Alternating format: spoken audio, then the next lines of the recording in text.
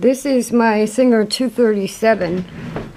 And I want to show you what else can happen with a dog, a new dog, a puppy.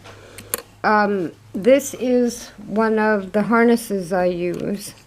And I happen to be on the phone today for about an hour with the phone company. And I had the dog in the crate. And this is why you have to stick to your own rules. I wasn't going to leave the harness on him in the crate. I did, and he chewed through it.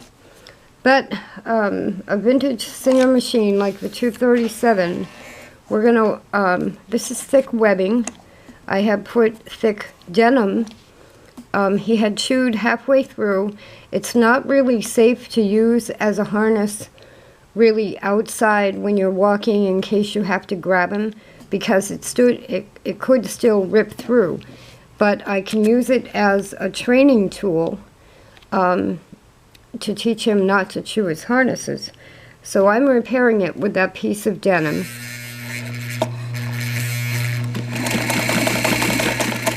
And it's amazing to me that with all those layers, this 237 just goes right through all of it.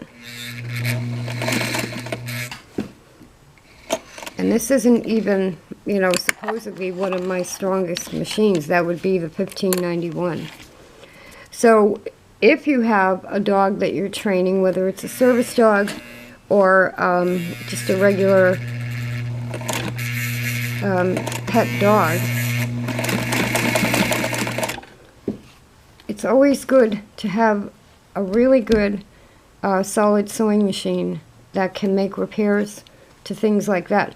Harnesses are, well, this particular type, it's only about $12 to replace, but if he's going to be chewing them all the time, you know, I don't want to keep buying harnesses. So the first thing is to train the dog not to chew them, and the second thing is to be able to repair them if you need to.